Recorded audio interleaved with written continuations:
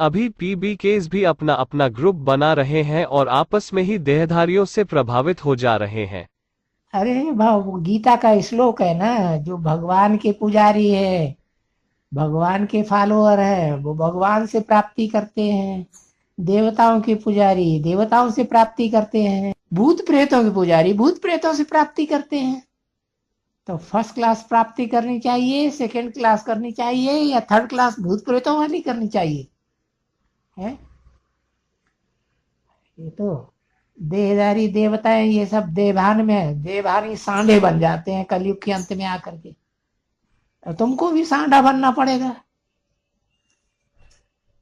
है?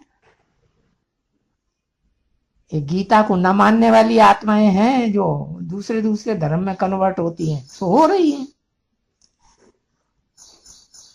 गीता है देवी देवता सनातन धर्म का शास्त्र, कुरान है मुसलमानों का शास्त्र, बाइबल है क्रिश्चियंस का शास्त्र है। और बाबा ने कहा अंत में गीता के आधार पर ही सारी सर्विस होगी। आज में भी गीता के क्लैरिफिकेशन बताते थे ओम मंडली में, अंत में भी गीता के आधार पर सर्विस होगी। कोई तो ऐसे होंगे जिन्होंने अभी फैसला नहीं कर पाया होगा क्या सच्चा है क्या झूठा है।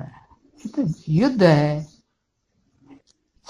लड़ो, सारी दुनिया दुश्मन बनेगी, लड़ते चले जाओ। लड़ाई लड़ना हमारा जन्म सिद्ध अधिकार है कि विजय हमारा जन्म सिद्ध अधिकार है। दोनों बाबा ने बोला विजय जन्म सिद्ध अधिकार, वो कहते लड़ाई लड़ना हमारा जन्म सिद्ध अधिकार। माताएं ज्यादा प्रभावित है। इतने धर्मों में सिर्फ एक सिख धर्म वाले ही हैं जिन्होंने, कौन था वो, दुर्रानी, क्या नाम था उसका, कितने आक्रमण किए, उन सबका मुकाबला करते रहे, कभी पीछे नहीं हटे। भले भागना भी पड़ा कई बार, भाग भाग के फिर हमला किया, फिर भाग गए जंगल में, फिर हमला किया, हार नहीं मानी। आखिरी अहमद शाह अब्दाली ही हार करके बैठ गया ईरान में। कितने बच्चे पैदा करते थे, बड़ी प्लंटियन लाखों की तादाद में सेना लेके आ जाते।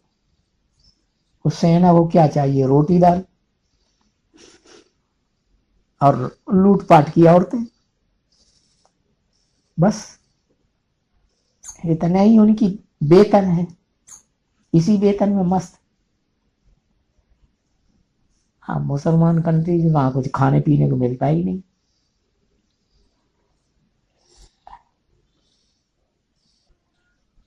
चमकौर का युद्ध पढ़ा है? नहीं पड़ा। नहीं पढ़ा। चमकौर का युद्ध बहुत प्रसिद्ध है। सिखों के 40 योद्धा गुरु गोविंद सिंह के साथ, और की लाखों की तादाद में सेना। गुरु गोविंद सिंह बच के निकल गए को चीरते हुए। गुरु गोविंद सिंह भी 5 लोगों के साथ गए और पार निकल गए। है मते बच्चे मददे बाप। और एक बात पूछनी है कि निराकार शिव सुप्रीम सोल की आत्मा और साकार राम की आत्मा अलग अलग है या एक ही है? गीता में तो बताया है, वो निराकार है, अभोक्ता है, अकर्ता है, अगर्भा है। राम वाली आत्मा तो गर्भ में आती है, जन्म मरण के चक्र में आती है। जन्म मरण के चक्र में आने वाली आत्माएं सब पूर्व जन्म की बातें भूल जाती है।